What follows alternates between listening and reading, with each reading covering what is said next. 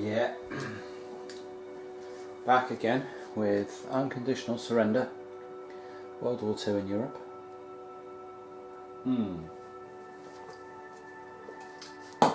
In June 43, the weather's cleared up, good weather across the board, and the Russians opened up something of their attempts to reclaim Russia last month. Weather was also good, and got pretty much nowhere.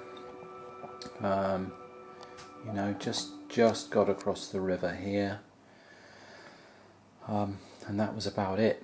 For all their dice rolling and attacking, they just got stopped in their tracks pretty much. But the air forces are now, on both sides, are now taking some sorties, and the the Russians are hoping that having the Luftwaffe under control here will slowly work in their favour, and they're probably right. Down here in Turkey, the British have expanded out and are close to knocking the Turks out of the war. They need to take... The Turks have... what's their national will? Let me just check it. It's on 3. The Turks have 3 remaining national will. So if they lose Ankara in here, then that will put them out. Or if they lose a unit and a city, such as there, that will put them out. And the British have got this pretty much locked down, and there's a couple of Russians over there just to make sure. So Turkey may well get conquered in the next month or two, and that will free up these British forces then to mostly head back to England and start looking at how they're going to supply and attack into Western Europe to help the Russians. The Americans have been building up. You can see the Germans have spread out somewhat across France and then the Low Countries to make the invasion just that little bit more difficult, just to act as a kind of speed bumps, but they're just waiting to see what the Allies do over here. And you can see there's quite a large... Well, the Americans are starting to build up. A lot of that isn't combat units. There's a couple of armoured and a motorised in there, some air forces, a bomber unit, and some fleets and convoys and stuff there sitting in Britain. There's not a lot of sort of ground units, so the Americans considered actually going in last turn and just taking some French ports and sitting there with their armour. But it's just going to cost supply needlessly, or it's going to tie down convoys that they may want to be using to ferry stuff in before it gets tied down into supplying units in France. And the Americans also kind of wanted to wait for the British to finish off in Turkey and get their units, so that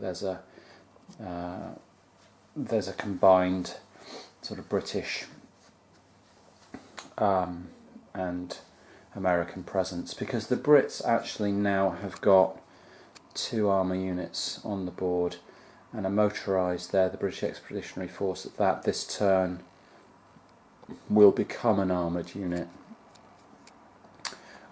So they will have 3 armoured armies to throw into France. The Americans have got a couple in a motorised, and that means that that even though we're only in mid-43, the Allies have actually got quite a hard-hitting force that they could drop into France and start causing problems with. And I know it's a year before historically they did that, but this looks like quite a good time.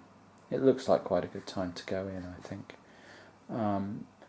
So that's the Allies' plan, is to finish off the Turks, get these units convoyed over to England, and launch into France at some point. What they do have to weigh up is how much they leave back in the Middle East to sort of garrison it against more Italian incursions. But frankly, I think a couple of navies will probably take care of any attempts by the Italians to invade. So I'll just intercept them. Just put sea power in there and intercept any fleets that are trying to get troops across. So I think that's what the Allies will look to do, and mass their forces over in England and look for a launch invasion into France in the summer of '43 and start opening up a second front there. That's where we're at. Let's see how it goes.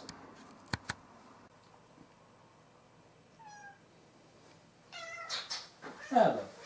Yeah. Unconditional surrender. World War II in Europe just finished June '43. Big turn for the Allies. Everything's going a little bit pear-shaped for the Axis at the moment. So, as predicted, Turkey is gone. The 8th Army defeated the Turkish army up in that port and then took the city, and that was Turkish national will gone. And that frees up a lot of that frees up 3 British armoured armies to make their way back towards Europe, Western Europe, where the Americans decided not to wait for the British and just to get on with the business of invading. So the Americans have come in here.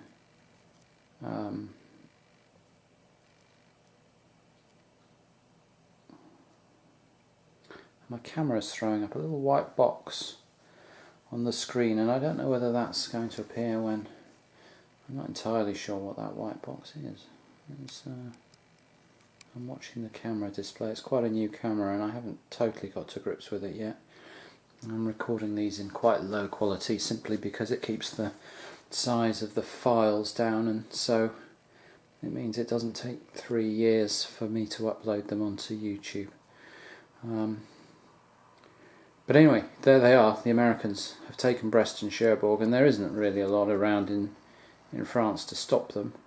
Have to keep remembering that France inside that little red dotted line, if I can get that in focus, that red dotted line, and you can see it says Vichy there, so that's all Vichy France, which as far as this game is concerned, once Vichy France is formed, that's its own little separate country, so you're not really allowed in there without declaring war on Vichy France first, and I'm not quite sure that the Allies particularly see any gain in that. It just seems to be more units for the Axis to control. What's the point? So the Germans have to think about some sort of defence now of France, and okay, it's only 2 units, but it's 2 armoured units, and they're American, so they're not rubbish, and there's overwhelming air power here to support them. Well, I mean, I suppose the Americans only have 1 air unit in there at the moment. Maybe they have another kicking around. No, they only have 1, but they've got air support, and I suppose the British have got a lot of. I think if the Germans go moving air up that can support its armies, they're going to get into this ground strike battle, and then the English can play, and you don't really want to be trying to fight the RAF on home soil. The rules do give them quite considerable advantages, in addition to the normal +2s for being British air units, or not +1 I think, but I think they get a +3 if they're fighting on home soil, so they become really quite formidable, and with 3 of them there, that's pretty much impossible to knock out. So yeah, and then to add to the Germans' woes, the Russians just caved this entire defensive line in down here near Odessa. I mean, they advanced so far forward they outran their supply, and there's a motorised infantry that actually recaptured Odessa, which hasn't got a supply line at the moment because the railroad that it could trace to is blocked by a couple of Romanians, who are themselves going to be out of supply unless they can get out of there, which frankly they can't. They may have to. I'm going to have a look at Romanian will, but I don't think Romanian national will is going to be that high. Perhaps 6, assuming that they haven't lost any, which they won't have done.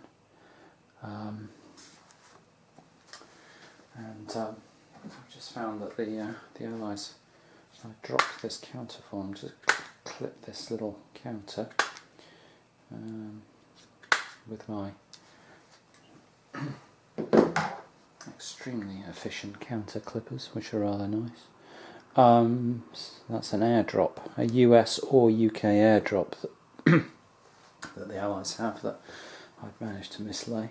Excellent. So back to this then, and this is something of a catastrophe for the Germans as well. They lost a large.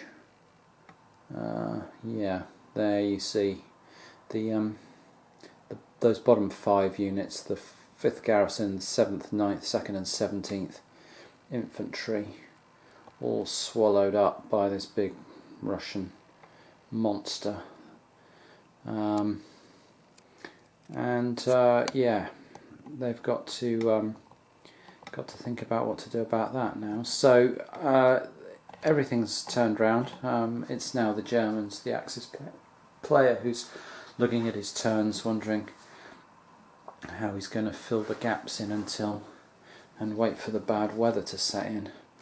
But they have got a huge, great big gap over here, and a large and not entirely rubbish Russian army coming towards them. And at the moment, the nearest defenders are a German armoured unit and the 17th, I think that's the 11th Infantry and 3rd Panzer there, and a Romanian garrison. So the Germans best find a way to get more in the Russians' way than that. We'll see what they can come up with. I'm here with Unconditional Surrender World War II in Europe.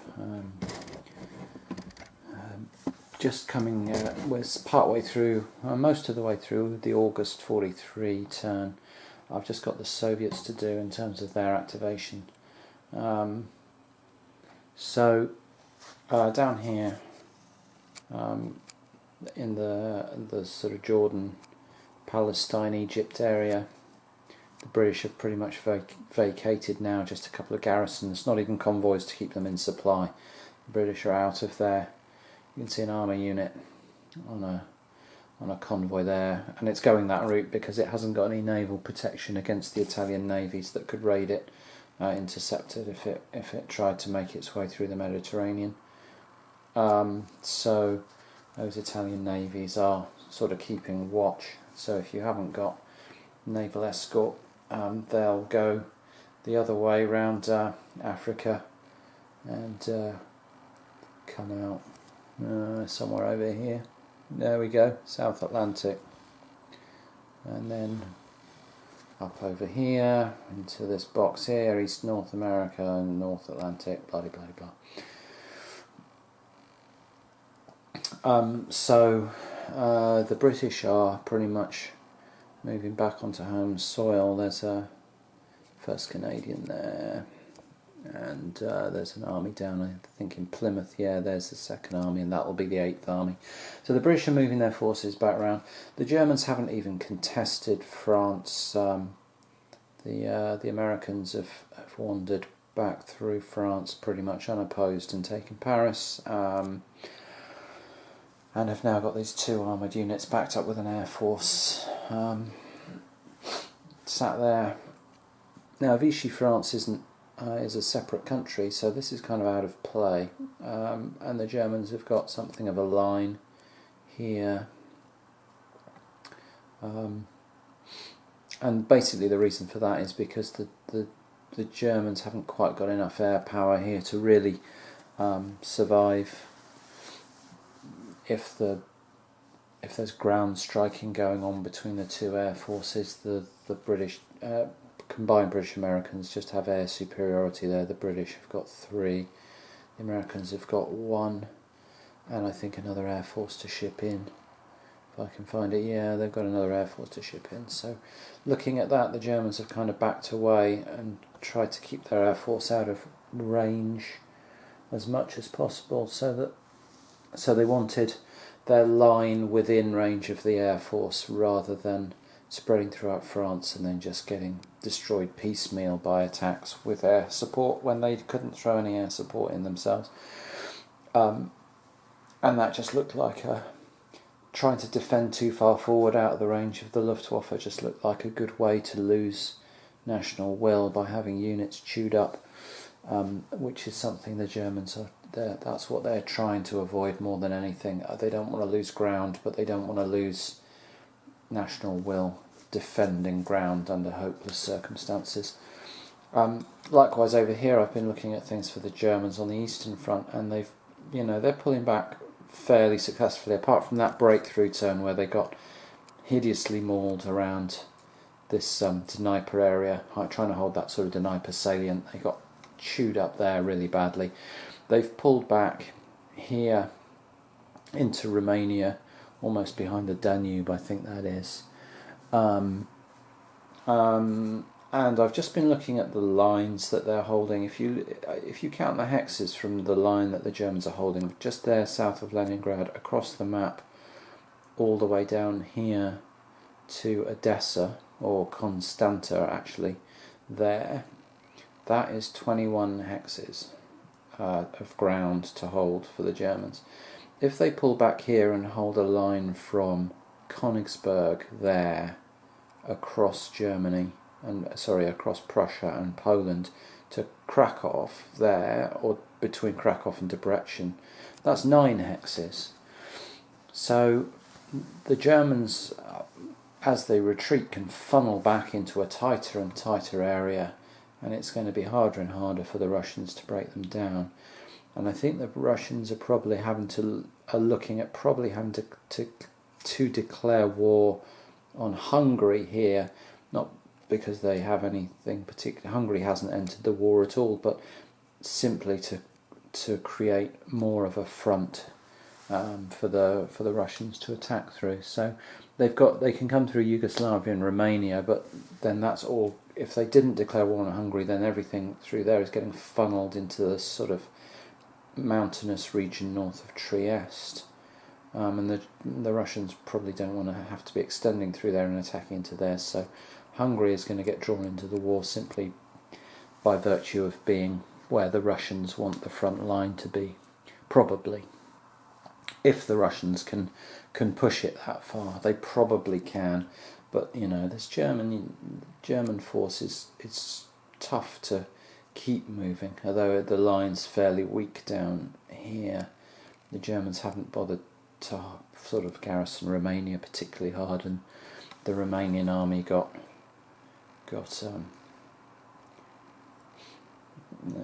that's what happened to the Romanian army. The last time it met some Russian troops, so Romania might not be long for this world. If the Russians get across this river line, that'll be the end of the Romanian involvement in the war, apart from being territory for either side to fight over. So that is where we're at. The Germans, not comfortable, but there's nothing disastrous happening as yet. It's extremely entertaining trying to solve all these little puzzles about where they can defend and how they can defend and how they're going to try and hold off this combined British-American force. They're looking at that building up and just trying to work out, trying to balance up giving away all this territory, but what it's going to cost them to try and hold on to it, and just trying to make those sort of slightly broader strategic decisions coupling them with the sort of tactical elements. It's all just always really, it just has the right sort of level of user friendliness combined with detail. So nothing's overly detailed, but there's enough here that you feel like it's not all abstracted away into nothingness. There's just the tactical and the strategic levels just mesh together nicely, and I'm really enjoying that aspect of the game without it being painful to play in any sort of way. The turns can rattle along quite quickly, and there isn't a lot of fiddly physical overhead with it, or bookkeeping or anything else. It's just extremely nice. User friendly to play.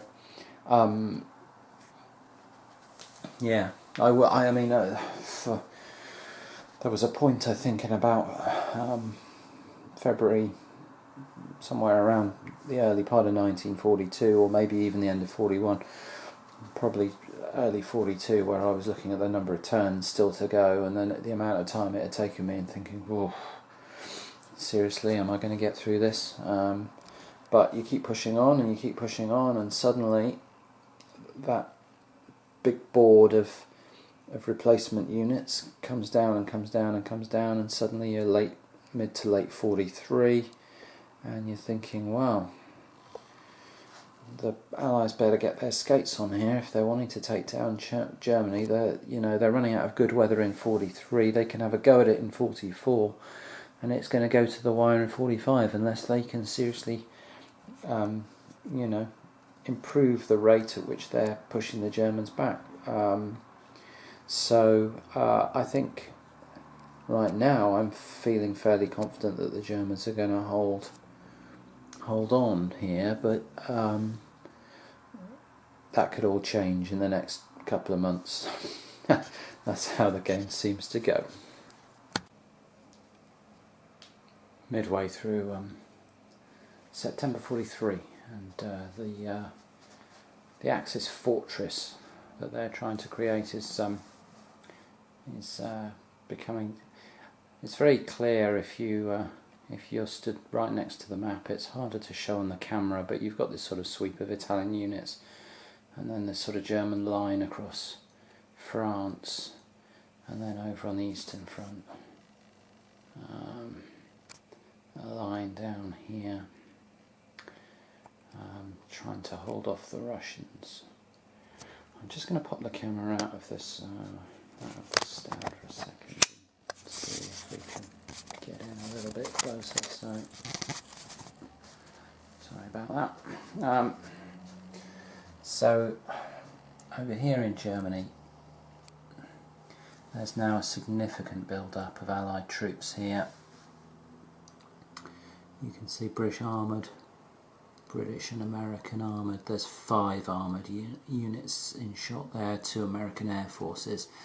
And if we come over here and have a look at this German stuff, with the exception of 5th Panzer there, and a couple of infantry units, a lot of this is crud. I mean, there are some garrisons and some infantry, 1 motorised, the Afrika Korps there, and some air holding the line, but what they're facing is quite significant. 5 fully armoured units and enough air support to cover it comfortably. Another American armoured unit there, a motorised up there. This is suddenly looking, it's not a big force, but it's an extremely potent one. The Germans are a little, well, on behalf of the Germans, are suddenly rather concerned about what's going to happen once this lot is disembarked and rolling across France. So coming over to the Eastern Front, the Germans had a look at this defensive line down here that they were occupying, didn't like the look of it, realised that this one, if they ran defences from here down to Brest-Litovsk there from Riga, and then down here they massively shortened their line. I think I mentioned it before in terms of a hex count, and they're hoping that that will allow them to peel away some of the units from this defensive line and send them back over to the Western Front. And it also means that as we move into September, when the Russians activate, they'll have less of a chance to give this lot a thumping, because they've got to spend all their movement points moving into contact with it first, and it gives them less opportunities to make significant breakthroughs. So that's one of the great benefits of retreating away from the enemy in this game, is that they have to spend movement points on catching up with you rather than attacking you, which seems extremely realistic in my view. If you can fall back in an organised way, it just gives you some breathing space. You can trade, you can trade space for time and strength. So I'm now considering whether to drop these Germans back or whether they have to stand and fight. They are facing the Russians up here aren't that scary, but that little collection in there is only facing 2-3 German infantry units and some air support and some extremely bad Romanians. That could get overrun, but we'll have to see. I'm certainly going to have to think about pulling these back. The other thing is that at this point in the war, I mean, so far I've been moving the Germans, and they have got 15 production points left, as you can see there. And if they want to reorganise their air power, that's going to be 1, 2, 3, possibly 4 air units. So they haven't got many moves left, and while retaining the ability to pay for air reorganisation. So that's another one of their dilemmas as they look to juggle all these juggle all these balls, keep so many plates spinning at the same time. That's the Germans' job at the moment, dashing from one place to another, trying to fight fires and trying to just work out how to split their forces between the two fronts to give themselves a fighting chance of staying in the game. We're going into October 43. The weather the weather in September is always brilliant, but going into October, the Germans are kind of hoping for some lousy weather to slow down this Allied attack and give them a chance just to find their feet a little bit and perhaps rebalance their forces between the east and west, because it feels like a breakthrough on either side this month could open the doors for a bit of a collapse. So going to be interesting to see. I'm in the midst of the Germans and allies, and we'll see if the Russians can force anything, depending on what I decide to do with the rest of this German army over here. So we'll see what comes of that, if they decide to stay and fight or if they decide to just try and retreat a little more.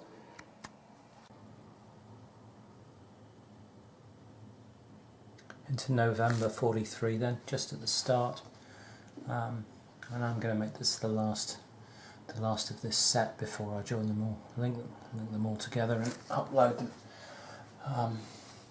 So the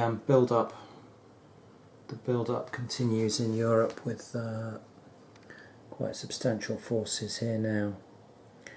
I think there's 3 British armoured, 3 American armoured, and American motorised. So that's 6 armour and a motorised in here, with plenty of air support, and 2 more armoured waiting to come in here, just arrived. And the question is going to be one of logistics and how to keep them all supplied with convoys, I think. Having enough ports to keep keep them sustainable in the slightly longer term, but we'll cross that bridge when we come to it. First of all, we've got to bust through this German defence here, and that may involve declaring war on Vichy France and trying to smack it out, just to open up some extra routes, because the Germans have got it kind of clogged up. You know, just with a couple of infantry and an armoured unit, you know, you can use zones of control quite effectively in small spaces to try and stop any advance, and that's what the Germans have got going on here. Over here on the Eastern Front, they thought they'd withdrawn behind the bad weather line, which is a little bit gamey, but I can live with it. Anyway, the Germans withdrew into terrible weather, essentially, to help to protect them into mud and terrible weather and nonsense like that. They thought they'd got a pretty good position, but the Russians have swung round behind them into the Carpathians here and are currently cutting those two, 3rd Panzer and 16th, out of supply. And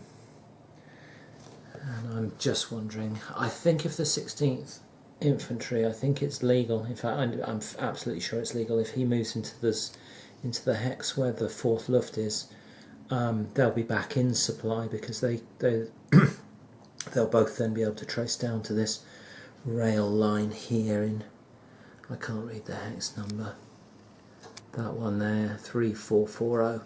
So if he just slides over a hex, then they'll be back in supply briefly, but how long that's going to last, because these Russians can continue sliding into these spaces and cutting them back out of supply, and it's all going to collapse over here at some point sooner or later, and the Germans might be better off not playing that game and re-establishing a more solid line where their supply situation is more tenable. The trouble with that plan is that 3rd Panzer can't actually get out, it can't move, it's locked in with zones of control from all over the place, so yeah, some thinking to do for the Germans over here. And up on the Eastern Front, such as it is, they've shortened that line up, and one of the reasons to do that was to try and free up some units. There's some sort of spare-ish infantry kicking around here, which is kind of destined for, I think, the Eastern Front, or at least it might have to go into a sort of mobile reserve somewhere around Vienna, where it's close enough that it can go in either direction, somewhere between Vienna there and Munich. If it just sits around in that area, then that looks like a good spot for some reserves. So the Germans just still trying to juggle all these balls, keep everything in the air, as the Allies slowly, and the Allies from one side and the Russians from the other, slowly tighten their grip. But it's going to be it's seriously unclear to me whether the Allies have got this in the bag and it's just a matter of time, or whether the Germans are actually in quite a comfortable position and can hold on, fight tooth and nail through 44 and just about last it out. So yeah, still anyone's game at the moment.